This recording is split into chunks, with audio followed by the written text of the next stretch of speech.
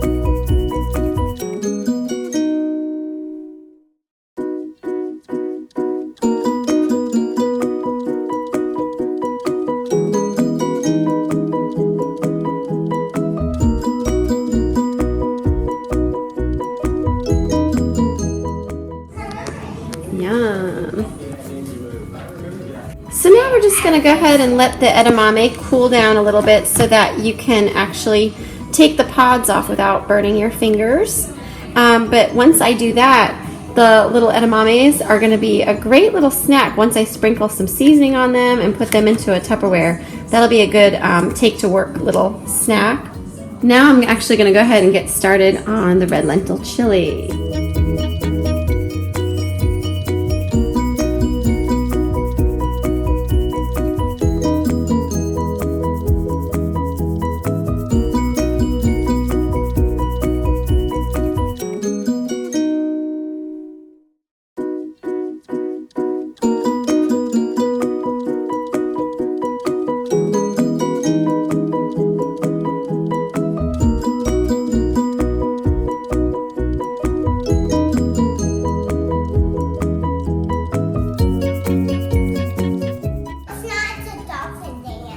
Show me how pirates dance.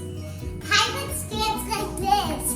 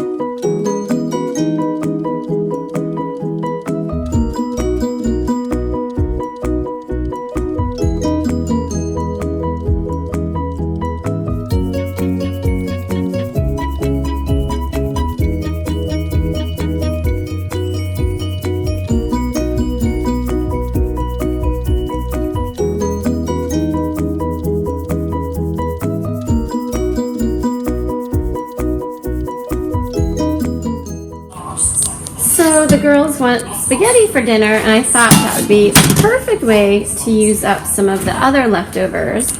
Like I said, and there's all of our vegetables that are ready to go, which is awesome.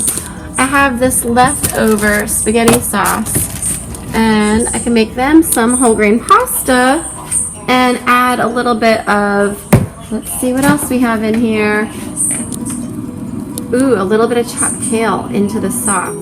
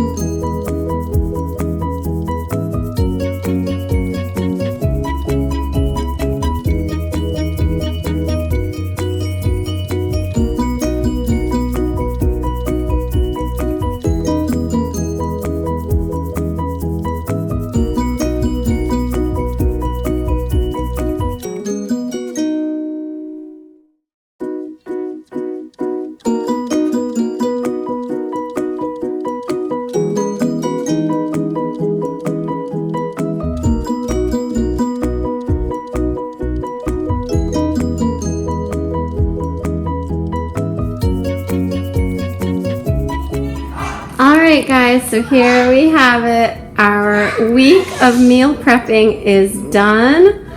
Oh my goodness, I am thankful and grateful. Yeah, so we have enough vegetable sides and little edamame snack, enough salads for every day of the school week, my roasted zucchini and squash and carrot medley, and I threw some of the broccoli in that as well. So these were all from leftovers, you guys. This is a pretty amazing thing. I have my leftover baked potato, summer squash or winter squash, leftover from a night out at a restaurant, red lentil chili with brown rice, made pasta for my girls with some leftover pasta sauce that I had. Added a little bit of red lentil chili to that to thicken that up as well. I made my sweet potato medallions, which I added to all my meals. I'm actually going to add a little dollop of hummus to all of these dishes as well. I was fortunate enough to have enough leftovers for dinner for the next couple of days. Do we get tired of eating the same thing for multiple days in a row? I think that sometimes becomes the question with a weekly meal plan. I think what you have to ask yourself is, when I'm exhausted, when I get home late and the kids need a bath and there's homework that needs to get done, extracurricular activities and sports, do we want a meal that's already ready for us? I think we do. And I don't think we mind that much if it's the same. Now, I've mentioned in some of my other videos, sometimes I tend to make more than just one meal so that I can interchange them and put a few things into the freezer. That way we're not eating the same thing every week. But unfortunately this week I didn't have the luxury of that, as I was just simply pulling leftovers and really working from a barren cupboard. Oh, I almost forgot to mention, we even have breakfast slash dessert. I'm not a huge breakfast person. I usually kind of wait until my planning period at school and then I kind of eat everything, my fruit and my lunch all at once. To me, this would probably be more of a dessert. But we have our dairy-free soy blueberry yogurt with frozen blueberries and walnuts and chia seeds and flaxseed, and we have our wonderful kind of like overnight oats slash chia pudding with our chocolate-y flavor that's going to be given by the cacao powder and chia seed. Super packed full of nutrition and superfoods. A great way to end or begin any day. Love you guys, and I'm praying many blessings for you and your family for this upcoming busy week. Have a great one.